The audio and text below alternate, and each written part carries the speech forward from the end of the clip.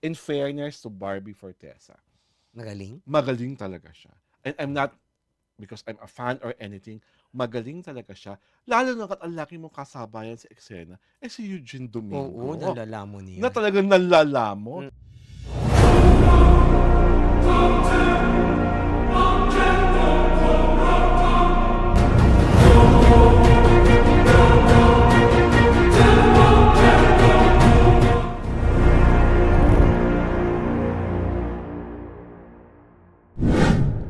Kesa raw mag-enroll kayo sa Hogwarts School of Magic, ang karapat-dapat pag-enrollan ay ang akademiyang ito. Hindi po ito ang akademiya ng wikang Pilipino, akademiya ng wikang Kastila sa El Filibusterismo. Ang taray! Aray Diba? ko. Ito po si Alvin Ignacio, the diva that you love. Kasama ko ang aking kumaring ultra maldita Hi, this is Alex Brosas. at pinapanood niyo po ang The Kitty Show. Ang tayo na talaking show sa teacher. Si kumaring ultra maldita po, pasok na pasok Aray sa ko! Kontrabida Academy! Ganun ba yun? Yes! Dahil ito po talaga isang nakakatuwang pelikula. Pinanood ko po talaga ito. Dahil highly recommended ng maraming tao, ng mga tao talagang like our friends, na Erica Bajo, na Julius Alfonso.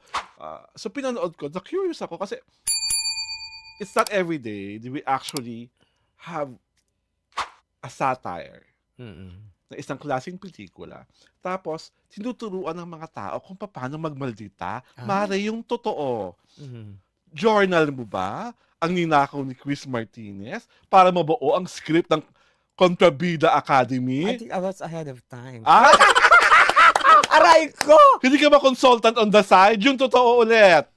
They're no better than me. Tsaka, kung ako gumawa nun, Day, uulan. Alam mo na. Oo. Diba? Diba? O pwedeng line pa lang, Day. Alam mo na, Day.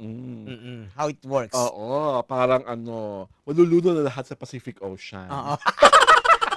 Oh my God, diba? Parang ang lawak ng Pacific Ocean, Indian Ocean, Atlantic Ocean ay magagamit na At saka parang walang binesa yung mga dialogue. Diba? That is not how I do it. Yes. Iba talaga yung Iba talaga pag kasi nga ultra maldita eh. Aray ko, Kaya diba? akala ko talaga nung ginagawa ito, consultant ka. I cannot be a consultant to a movie like that kasi very tame. Hindi. Panoorin mo. Di ba kasi napapanood eh. Una, laugh out loud talaga siya. Oo nga. Kasi it really poked on how to become a kontrabida. Parang may mga steps by steps, ganyan. At ang nakakatuwa pa, halos lahat ng pinakamahuhusay na kontrabida may cameo performance sa nasabing pelikula. From Odette Can, to Celia Rodriguez, to Jean Garcia, to Gladys Reyes, and the rest of the gang. Nandun na pati si Sherry? Wala na. Patay na si Sherry. Pero may participation daw ba? May participation. Pero patay na si Sherry. Kaya nung actual press con, wala na siya. Siyempre, di ba? Alam mo, bumubuhay ng bangkay. Ayon ng Psycho Films. Pero parang din sa napanood ko sa sa video sa Facebook, parang somebody from the cast, parang may pag-attribute kay Sherry Hill. It was Miss Celia Rodriguez. Si Celia Rodriguez, Miss Celia Rodriguez naman sabi, she is really one of the best kontrabidas ever to grace Philippine cinema. That coming from Tita Celia. Diba? Na icon. Sa'yo ba sino bang pinaka-the best? Na kontrabida? Ako, sayang hindi na nakuha. Tati si Princess Punsalan. Diba? Iba yung mga mula sa puso days niya. Iba yun. Diba? The halakhak and the halakhak and all. Pero ako, I'll go for Sherry Hill pa rin. Kasi iba. Diba? Because Sherry is really like elegant, classy, sophisticated. May gravitas. May brilyo. Diba? Pagka tumayo lang, the way she handles wine. The way she delivers her, pag-punchline, diba? Iba. Yung talagang, you don't know what hit you. Di ba yung gano'n sa kanya? For soap opera levels, si Princess Punsalan. Pero yung mga super iconic ng mga panahon nila, Belia Flores. Belia Flores talaga. Saka si Zenny Zabala, Disher. Alam nyo, mga Gen X at Millennials, mga Millennials at Gen Z, kung makikita nyo kung gaano kalupit si Etang Disher, si Zenny Zabala, si Belia Flores ng araw. Sila talaga yung iconic kontrabidas ng mga panahong golden era of Philippine Celia, cinema. di ba? Celia, ano na yan, mga 70s na yan eh. Celia, Rita Gomez, mga 70s na yan. Pero yung mga Ahead. before them, di ba, Belia Flores talaga, Zenny Zabala, Etang Disher. Si Etang Disher, Iba yun. si Etang Disher tumayo lang. Ay, meron si ano, yung sa Flor de Luna. Yeah, Magaling the nanay. din yun. Oo, the The Lola. Lola of Janice de Belen, I di forgot ba? her name na. She was really, really good. Iba din yun. Iba rin yun. Iba rin yun. Jose rin yun. So, ang dami. And, interestingly, what makes a drama movie really special if talagang mahusay yung kontrabida mo na naaapi sa bida-bida. Yeah. Diba? Kasi dito, yung character ni Barbie, parang sawang-sawa na siya na inaapi siya, nag-iiyak siya lagi. So, nag-enroll siya ng Kontrabida Academy to get a new paradigm in her life. At kinarir, in fairness to Barbie Fortesa. Magaling? Magaling talaga siya. And I'm not, because I'm a fan or anything, magaling talaga siya. Lalo na kat ang laki mong kasabayan sa eksena, si Eugene Domingo. Oo, nalalaman niya. Na talagang nalalamon. Talagang meron mo siya, yung seductive daughter ko. Pero gano'n siya. Pero, kaya ni Barbie to. And I really hope, because sana na, sa big screen. Sana sa big screen, no? Hindi na sa, ito pinalabas sa big screen. Ay, bongga. Bongga to. Kikita to. At talagang, I hope, Barbie. Pinalabas ba sa Netflix? Hindi, pwede, di ba sa US gano'n? Pwedeng Netflix mo tapos cinema. Oo, pwede. Pwedeng cinema tapos Netflix. Hindi kasi ang pwedeng gano'n. Pwedeng gano'n. Kung may clamor, siguro. Pero kasi, Barbie deserves a nomination. Talaga? For her brilliant performance. And also Eugene.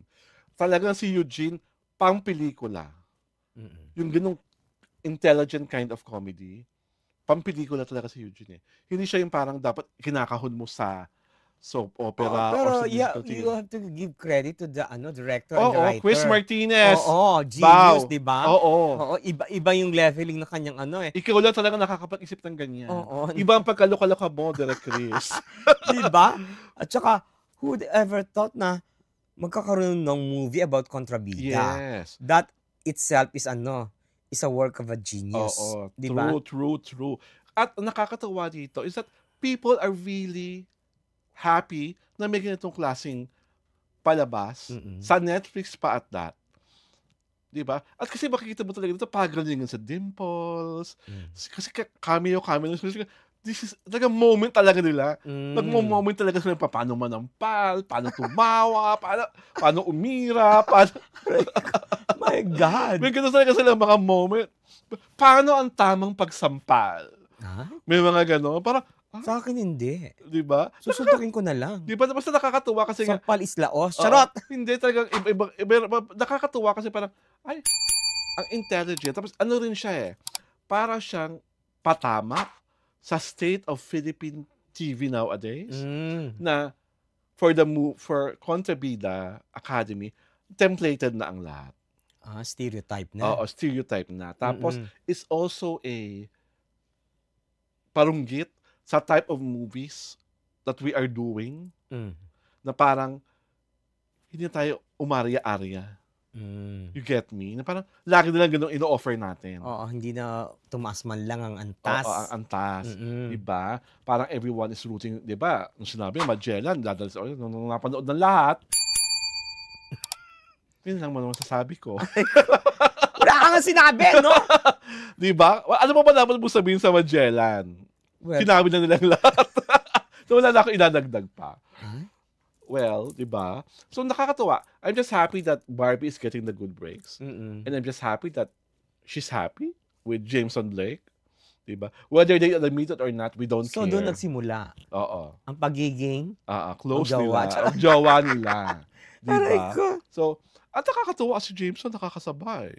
Oo. Hindi siya, umuusay yung batang yun, no? Hindi siya yung gwapo lang. Oo. Hindi siya timbamban. Di ba? Iba gwapo lang, tapos pag ganyan ka huhusay ang kasama mo, na-overwhelm. Yeah. Nag-underact or nag-overact. Not Jameson. Ang galing niya. Parang love mo na siya. Hindi. Iba Dalawang pa lalaki rin. lang ang mahal ko. Aray ko, magbabasag na ba ako?